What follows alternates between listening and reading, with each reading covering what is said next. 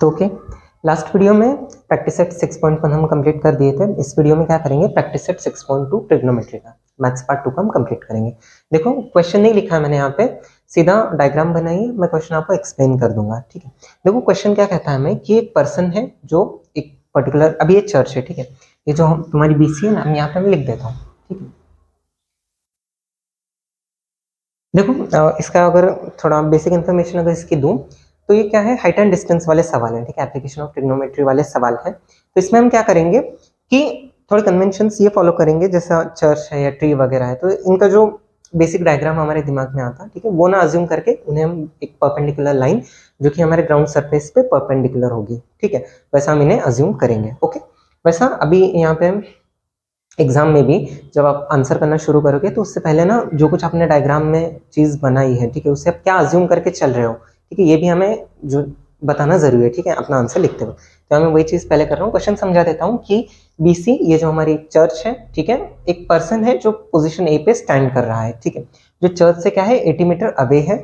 Okay, फिर वो क्या कर रहा है, चर्च के टॉप की तरफ देख रहा है और एक एंगल ऑफ एलिवेशन बना रहा है थीटा, जो कितने कितना है उसका मेजर कितना है 45 डिग्री। ठीक है, देखो एंगल ऑफ एलिवेशन, अब ये बेसिक टर्म है सारी।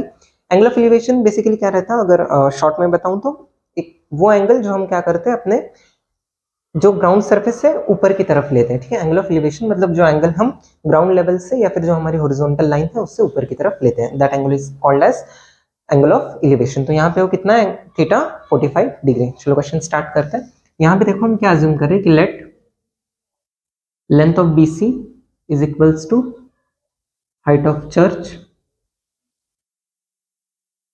ओके, जो हमारा पर्सन है is standing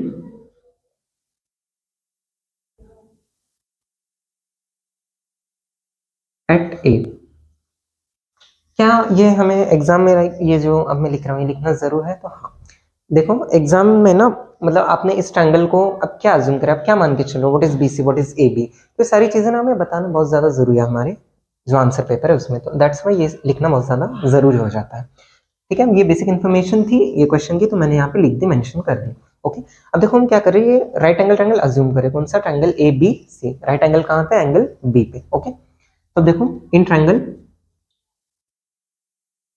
A B C जो मेजर ऑफ एंगल बी है दैट इज 90 डिग्री। अब देखो राइट एंगल ट्रायंगल है तो we can use trigonometric ratios, तो उसका यूज करते हैं हम यहाँ पे। देखो थीटा के अभी हमें कौन सी साइड निकालनी है, we have to find out the height of church. ठीक है, हाइट ऑफ चर्च मींस ये लेंथ ऑफ बीसी हमें निकाल लिया हम यहाँ पे। ओके, अब देखो ये क्या है, थीटा के अपोजिट वाली साइड है और थीटा के एडजेसेंट साइड हमें गिवन है, राइट। तो वी नो द रिलेशन कि अगर किसी पर्टिकुलर जो राइट एंगल ट्रायंगल है उसमें अगर हमें अपोजिट साइड और एडजेसेंट साइड इनके बीच का रिलेशन हम किससे देते हैं, वी यूज tan थीटा। ठीक है, ये वाला रेशियो हम यहाँ पे यूज करेंगे। ओके, तो अब देखो ट्रायंगल एबीसी में अगर हम tan थीटा का यूज करें तो देखो tan थीटा की वैल्यू क्या आती, A B upon, so sorry, that is B C upon A B, right. Opposite upon adjacent, या फिर आप बोल दो कि परपेंडिकुलर अपॉन बेस भी कई लोग बोलते हैं, जो मर्जी वो बोल सकते हैं, बट बेसिकली इतना ही रहता कि अब थीटा की अपोजिट वाली साइड अपॉन थीटा की एडजेसेंट वाली साइड। देखो कईयों के मन में ना ये डाउट रहता है कि what do you mean by adjacent. तो एडजेसेंट देखो सिंपली क्या रहती है, वो लाइन जो थीटा के एग्जैक्ट साइड में हो। तो अब यहाँ पे ना थीटा के साइड में हाइपोटेनस भी है, लेकिन इसका एक पर्टिकुलर नाम है, जो लेंथ एसी है which is opposite to this 90 degree, ये क्या रहती है हमारी हाइपोटेनस रहती है। ठीक है, तो इसके अलावा की जो साइड है that is your A B, this will be your adjacent side. Okay, अब देखो यहाँ पे tan थीटा, अब थीटा की वैल्यू दे रखी है tan 45 डिग्री। बीसी जो हमें निकालनी है अभी, अब लेंथ ऑफ ए बी भी दे रखी है कितना 80। अब यहाँ पे ना यूनिट लिखने की जरूरत नहीं है 80 मीटर वगैरह, you can write it as I am writing. ना लुक अभी जो tan 45 डिग्री है या जो हमारे स्टैंडर्ड एंगल्स हैं, ठीक है, उसमें 0 डिग्री है, 30 degree, 45, 60 degree and 90 degree, up to यहाँ तक तो ना मतलब जितने साइन कॉस और tan के रेशियोज हैं ये हमें मालूम होने चाहिए। ठीक है, तो अभी tan 45 डिग्री की वैल्यू अगर आपको मालूम नहीं होगी तो we can't solve this question, right. So ये वैल्यूज हमें याद रहनी चाहिए। अब tan 45 डिग्री की वैल्यू कितनी रहती है 1, this is equals to BC upon 80। Okay, तो अब देखो लेंथ ऑफ BC हम यहाँ से क्रॉस मल्टीप्लाई करके BC इज इक्वल्स टू कितना है 80 मीटर। अब कई लोग क्या करेंगे मालूम, ये क्वेश्चन तो अच्छे से डायग्राम बनाया, सारी इन्फॉर्मेशन दी और यहाँ तक सॉल्व करके आ गए, ठीक है, लेकिन ऐसा नहीं करना, ये इनकम्प्लीट आंसर है। इसके बाद आपको क्या करना है, यहाँ पे फाइनल आंसर में लिखना है हेंस। आपसे क्या पूछा था, हाइट ऑफ चर्च, तो बस वही डालना कि हेंस हाइट ऑफ चर्च। अभी इन दिस क्वेश्चन मतलब जो हमारा अजम्पशन था उसमें क्या थी, वो लेंथ ऑफ बीसी थी, वो कितनी आ गई 80 metre.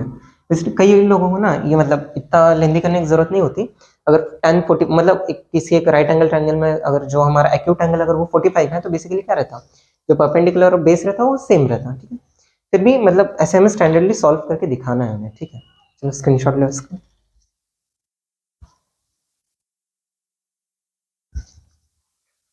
I hope question number 1 जो था वो क्लियर रहेगा। Now we are going to start question number 2 here. Okay, अब देखो यहाँ पे क्वेश्चन में समझा देता हूँ क्या है। यहाँ पे हम ये अज्यूम करके चल रहे हैं कि जो बीसी है हमारी, it is a light house, ठीक है। लाइट हाउस जो ओशंस में या सीज में वगैरह होता है ना, दैट इज लाइट हाउस। तो वहाँ पे क्या हुआ, एक person he standing at position B, ठीक है, लाइट हाउस के टॉप पे वो ठहरा है। फिर वहां से उसने क्या किया कि कुछ शिप्स को आते हुए देखा, एक शिप उसने देखी, यहाँ पे क्या थी, हमारी शिप थी at position A, there was a ship. तो जब उसने उस शिप की तरफ देखा तो उसने अपनी जो एंगल था, ठीक है, अब यहाँ पे क्या होगा, एंगल ऑफ डिप्रेशन होगा। Angle of depression, angle of depression मतलब वो एंगल जो हम जो हमारी हॉरिजॉन्टल लाइन है उससे डाउनवर्ड्स बनाते हैं, that is angle of depression. Okay, तो उसने देखा कि angle of depression is 60 degree और जो लाइट हाउस की जो हाइट है दैट इज 90 मीटर। तो हमसे सवाल में ये पूछा गया है कि वो जो शिप है ये लाइट हाउस से कितनी दूरी पर है, ठीक है, लाइट हाउस से कितनी दूरी पर है, मतलब बेसिकली हमें लेंथ ऑफ ए बी यहाँ पे बताना है। और यहाँ पे देखो √3 की वैल्यू 1.73 दे रखी है, ठीक है। अब देखो क्वेश्चंस में ना कई बार ऐसे √3 की या √2 की वैल्यू वगैरह दी होगी, मतलब वो आपसे एक्चुअल लेंथ उसकी निकालना चाह रहा है, वो आपसे इरेशनल टर्म्स में आंसर नहीं मांग रहा, ठीक। देखो यहाँ पे मैं लिख लेता हूँ, जैसे लास्ट क्वेश्चन में किया था कि यहाँ पे लेट जो लेंथ ऑफ बीसी होगी आपकी, that is height of light house, okay. फिर यहाँ पे जो ए बी डिस्टेंस है आपकी, ठीक है, ए बी जो लेंथ है आपकी, length of A B, distance of ship from light house. अब ये हमें दी है 90 मीटर, तो यहाँ पर ये हमें फाइंड आउट करना है, ओके। अब देखो यहाँ पे जो angle of depression that is theta, ये कितना दिया 60 डिग्री। अब ये एंगल ऑफ ना डिप्रेशन है, अभी सुन के डिप्रेशन में मत जाना, okay. This is angle of depression, angle of depression. अब देखो ये जो दो लाइन्स है ना, अब यहाँ से सी से ये जो डॉटेड लाइन है this one and line A B, ये दोनों क्या है, पैरेलल लाइन्स हैं, तो ये क्या हो जाएंगे, इनके इंटीरियर एंगल हो जाएंगे, ठीक, अल्टरनेट इंटीरियर एंगल, ओके। तो दोनों बराबर होता है, ये बेसिक प्रॉपर्टी है, यूजुअली मालूम रहती है सबको, तो इसलिए मैंने क्या किया 60 डिग्री यहाँ, तो ये angle will be also 60 degree, okay. अब देखो यहाँ पर भी ना जो लास्ट क्वेश्चन में tan थीटा का रेशियो यूज किया था, सेम रेशियो यहाँ पर यूज करना है। कैसे, रिलेशन किसके बीच में चाहिए, देखो आपको एक तो side opposite to theta and side adjacent to theta, right. तो हम यहाँ पे क्या करेंगे, tan थीटा का रिलेशन या फिर tan थीटा का रेशियो हम यूज करेंगे। तो देखो in triangle ABC measure angle B कितना है, that is 90 degree of course, ठीक है। तो अब यहाँ पे ना tan थीटा अगर मैं यूज करूं that is opposite upon adjacent, so यहाँ पे हो जाएगा BC अपॉन AB, ओके। अब देखो tan थीटा, अब गिवन चीज है, हम यहाँ पे लिखना शुरू कर देते हैं। tan थीटा दिया है 60 degree, tan 60 is equals to BC, that is given this time, okay। so this is 90 upon AB which is required। now देखो ये cross multiplying these terms, so we get AB is equals to 90 upon tan 60। अब tan 60 की value मालूम होगी, ठीक है, it is √3। चलो value put करते हैं यहाँ पे 90 अपॉन √3।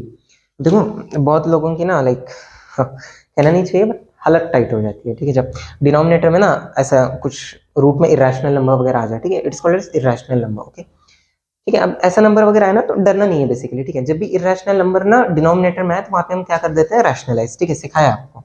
अब देखो यहाँ पे हम क्या कर देंगे, इसे रैशनलाइज कर देंगे √3 से मल्टीप्लाई एंड डिवाइड करके, ओके।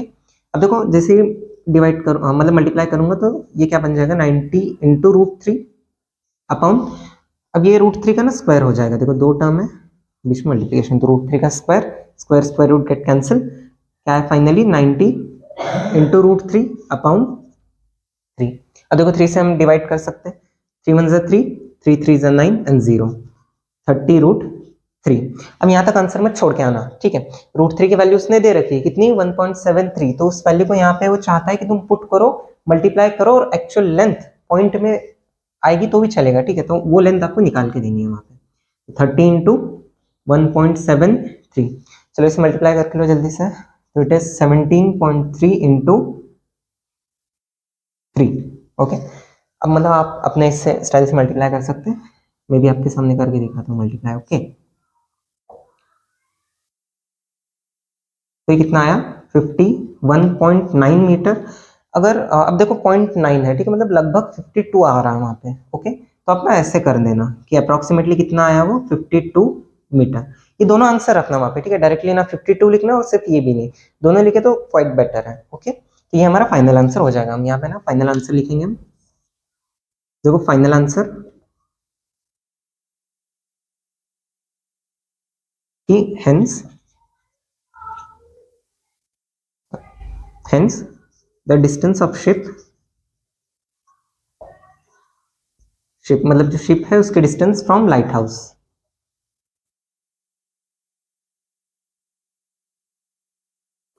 कितनी आई वो 51.9 मीटर बोलो, और सिंपली 52 सॉरी 52 मीटर।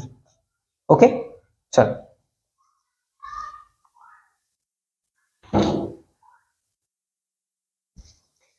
चलो अब देखो 2 क्वेश्चन हो चुके हैं, this is our third question. Okay, अब देखो क्वेश्चन समझा देता हूँ क्या पूछा है कि एक रोड है, ठीक है, एक रोड है basically, road M N assume किया मैंने यहाँ पे, जिसकी विड्थ है 12 मीटर, 12 मीटर चौड़ी रोड है। एक बिल्डिंग है वहां पर की 10 मीटर हाइट है, एक बिल्डिंग है जिसकी हाइट कितनी है 10 मीटर, अब लग नहीं रही, ओके। अब देखो एक बिल्डिंग है जिसकी हाइट कितनी है 10 मीटर्स। तो एक पर्सन क्या हुआ कि इस बिल्डिंग के टॉप पे वो गया, तो वहां से उसने इसके जस्ट अपोजिट एक बिल्डिंग एक और बिल्डिंग थी जिसकी एनसी, ठीक है, एनसी ये एक और बिल्डिंग थी, तो उसने देखा कि उसके टॉप का जो एंगल ऑफ एलिवेशन आ रहा है ना, अभी एंगल ऑफ एलिवेशन बता दिया मैंने, ठीक है, एंगल ऑफ एलिवेशन आ रहा है दैट इज 60 डिग्री। ओके, तो हमसे क्वेश्चन में पूछा गया है कि इसकी जो हाइट है एच ये कितनी है। ओके, अब देखो यहाँ पे भी ना, अगर जो बेसिक ज्योमेट्री हम पढ़ते हैं, ठीक है, जिसके अंदर मतलब basic geometry in the sense की स्क्वायर्स है, रेक्टेंगल्स, इनके प्रॉपर्टीज ना हमें जूनियर क्लासेस में पढ़ाई जाती है, ठीक है। तो वहां से ना एक प्रॉपर्टी हमने देखी थी कि वो प्रॉपर्टी क्या है, देखो कि जो रेक्टेंगल है उसके अपोजिट साइड्स क्या रहते हैं, इक्वल रहते हैं, बहुत बेसिक प्रॉपर्टी है, ठीक है। तो उसका हम यूज यहाँ पे करेंगे। अब 12 मीटर एम एन है, ठीक है, 12 मीटर एम एन है। अब अगर आप क्वाड्रिलेटरल देखोगे A M N B, A M N B, अगर इस क्वाड्रिलेटरल को देखोगे तो इट इज बेसिकली रेक्टेंगल, तो इसके ए बी और एम एन अपोजिट साइड्स हैं, तो देखो ए बी की लेंथ एम एन की क्या होगी बराबर। चलो इसका सोल्यूशन लिखना स्टार्ट करते हैं। तो देखो यहाँ पे क्या होगा, यहाँ पे हम लेट करेंगे ए एम, हम बिल्डिंग 1 अज्यूम करेंगे, बिल्डिंग 1, जो आपका एन सी है, ओके, एन सी, ये हमारी क्या होगी बिल्डिंग 2। एंड बिलीव मी ये बहुत ज्यादा आसान सवाल है, ठीक है, लगता है हैवी यार, बिकॉज लैंग्वेज इतनी ना एकदम हाई-फाई यूज करते हैं इसमें, लेकिन इतना ज्यादा टफ नहीं होते, एकदम इजी सवाल होते हैं यहाँ पे। देखो ये बिल्डिंग 1 है हमारी, ये बिल्डिंग 2 है, ए एम की लेंथ कितनी दी है 10 मीटर्स, इसकी लेंथ हमें निकालनी है। ओके, अब देखो क्वाड्रिलेटरल जो है यहाँ पर कौन सा, A M N B, A M N B, ये क्वाड्रिलेटरल क्या है, इट इज बेसिकली रेक्टेंगल। तो देखो देयरफॉर क्या होगा, हम यहाँ पे देयरफॉर क्या होगा, जो लेंथ ऑफ ए बी जो होगा that will be equal to length of M N. Okay, अब यहाँ पे रीजन देना है तो दे सकते हैं, वरना इट इज अ रेक्टेंगल, इतना रीजन काफी है। अब लेंथ ऑफ ए बी, अब लेंथ ऑफ एम एन, ये हमें दिया हुआ है कितना 12 मीटर। अब मैंने ये क्यों किया, ठीक है, अब देखो इसी सेम प्रॉपर्टी का यूज करते हुए, ठीक है, नेक्स्ट स्टेप वही थी मेरी कि लेंथ ऑफ ए एम जो होगा that will be equal to length of B N, length of B N. अब मैं ना सॉरी, आप में से ना कई लोगों को दिख गया होगा कि जो रिक्वायर्ड हाइट है हमारी दैट इज एन सी, किससे मिलके बनी है, बी एन प्लस BC से। ओके, अब देखो इफ अगर ये हमारा क्वाड्रिलेटरल AMNB अगर रेक्टेंगल है, इसके अपोजिट साइड्स अब बराबर है, ठीक है, तो ये दो साइड्स अगर हमें मालूम है तो ऑब्वियसली ये बात मतलब एकदम ऑब्वियस है ना कि जो इसके अपोजिट साइड से ये भी हमें मालूम है, राइट। तो देखो AM अब ये BN के बराबर है। ओके, इसे लिखता ज्यादा बेटर होता। लेंथ ऑफ जो BN है हमारी, कुछ नहीं किया, बस साइड चेंज कर दी उनकी। ओके, तो AM के बराबर है which is equals to 10 metre. मतलब हमारा चैलेंज ये है कि हमें लेंथ ऑफ BC निकालनी है और उसे प्लस 10 कर दिया तो हमें रिक्वायर्ड हाइट मिल जाएगी। ओके, तो इसके लिए हम ट्रायंगल कौन सा अज्यूम करेंगे, ट्रायंगल ABC। उसके अंदर भी देखो सेम, मतलब अगर सिर्फ tan की वैल्यूज भी याद कर जाओगे ना, काम चल जाएगा तुम्हारा, ठीक है। तो अब तक ऑब्जर्वेशन की अब AB साइड मालूम हो गई कितनी है, 12 मीटर, और BC हमें निकालनी है, ठीक है। पिछले दो क्वेश्चन से यही कर रहे हैं हम। ओके, अब देखो तो अज्यूमिंग ट्रायंगल कौन सा, in triangle ABC measure angle B which is your 90 degree. हम यहाँ पे क्या किया मैंने, बेसिकली इसके पैरेलल MN के पैरेलल क्या की, एक लाइन ड्रॉ की AB, ठीक है। अब देखो MN और CN यहाँ पे एंगल कितना बन रहा है, 90। ओके, अब ये लाइन इसके पैरेलल है तो ये करस्पॉन्डिंग एंगल है विच विल मतलब क्या रहते हो हमेशा इक्वल रहता है। सो ये 90 तो वो भी 90 होगी, कॉमन सेंस है। ओके, देखो मेजर एंगल B ये कितना है, 90। तो यूजिंग tan रेशियो 60, मतलब tan का 60 डिग्री वाला रेशियो, इन ट्रायंगल ABC हम यूज कर रहे हैं, तो opposite that is BC upon adjacent that is AB। Required length है हमारी BC, तो मतलब AB की जरूरत नहीं तो उसकी साइड चेंज कर दो। ओके, तो देखो BC की लेंथ क्या आ जाएगी, AB tan 60। BC की लेंथ क्या आ जाएगी, AB tan 60। फाइन, AB की लेंथ है हमारे पास 12 मीटर, काट रखा था हमने 12 मीटर। ओके, इंटू tan 60 होता है √3। देखो क्वेश्चन में ना कहीं √3 की वैल्यू नहीं दी है हमें। Okay, wait,